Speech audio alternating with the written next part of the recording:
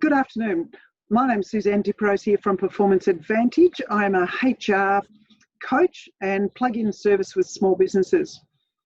Today I've got Andrew Crossley with me, who's going to help us talk about his services, but also his knowledge in reference to what's happening at the moment and buying property, or even keeping property. That's actually quite a worry for a lot of people as well. Hi, Andrew. Would you like to say a few words about yourself? Yes, hi. Thanks for having me, Suzanne. I'm Andrew Crossley from Australian Property Advisory Group. I'm a buyer's advocate and property advisor. So I write tailored plans for my clients, and then I find the best suburbs for them to buy in for their budget and for their particular circumstances, and then negotiate on the best property for them.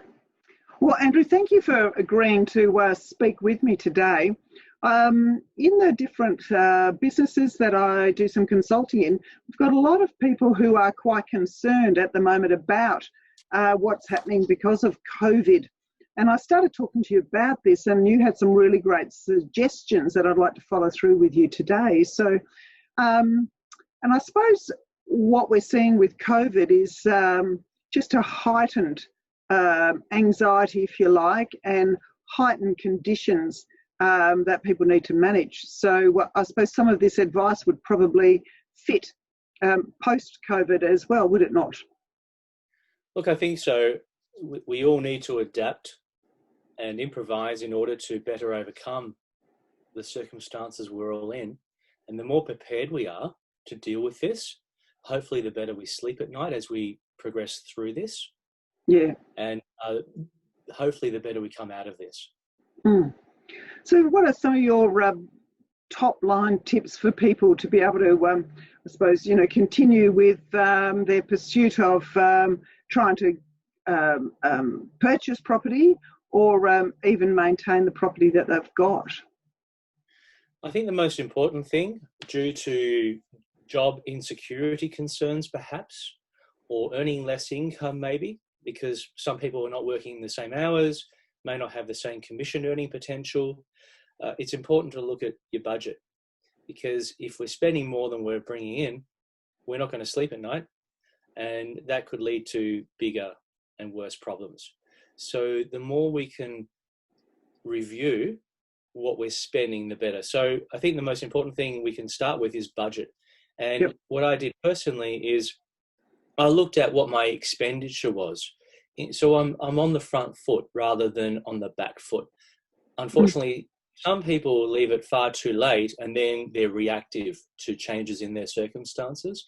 Yeah. And I prefer that people try to be proactive and therefore better able to deal with changes in their lifestyle. So things like Netflix, Foxtel, Stan, Disney, I mean, some people have all four. It's incredible, the money going out of one's pocket every week.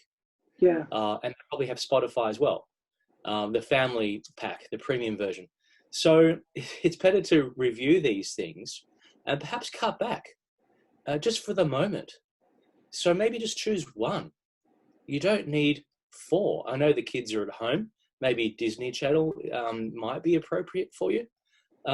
Maybe even Netflix. But the more you cut back, the better you'll be able to save money in case of emergencies. Subscriptions and memberships as well, other subscriptions you might have. Try to look at your bank statements and credit card statements, because you may not remember everything you're spending money on, because maybe these have been going for some time. So I had to go through with a fine-tooth comb through my credit card statements and bank statements to quickly summarize what I'm spending money on. And I don't know, Susan, have you had a problem where you've got some memberships that maybe you're not using now, that you haven't looked at whether they're still charging you? Absolutely. And I think PayPal is another issue like that. You can end up having these little subscriptions coming through that seem innocent enough, but they all add up. And I think it's a very wise thing to actually just really stop and think about those things. I think one of your other points was really good. It's only temporary. Do it for now. And it's actually really good to stop at any point anyway and just really do a review. I think that's actually empowering, don't you think? Look, it is. It is empowering. It's gaining clarity, which is a relieving type experience. So you've got a full handle of what you're spending on. It's like someone on a diet. They're sort of lying to themselves if they're on a diet and still piling ketchup and sweet chili sauce on all their food and forgetting to count those calories. Yes. So it's important you look at everything. So another few points I thought I'd add is if you pay a membership to a gym, to a swimming pool, to a tennis club, and it's paid weekly or fortnightly or monthly, then check that they're not charging you. I mean, you're not getting their service. So stop paying them. If they are charging, they ought to have stopped. I think it's unethical for them to keep taking money out in a number of instances. Takeaway food, alcohol, cigarettes. Look, takeaway food, maybe consider buying some ingredients and making your own burgers from the supermarket, or your own fish and chips from the supermarket if you want to get a takeaway experience, because you could easily spend $40 or $50 at your local fish and chip shop or Chinese takeaway to save yourself cooking. So think about what you're spending there. And electricity and gas, really compare not just what they're trying to sell you, like a discount of 20 versus 25%, but look at the cost per kilowatts and the supply charge and compare that. What you're doing. Supply charges too, yes. Yeah. And some very good points there. Yeah, thank you for that. Good on you.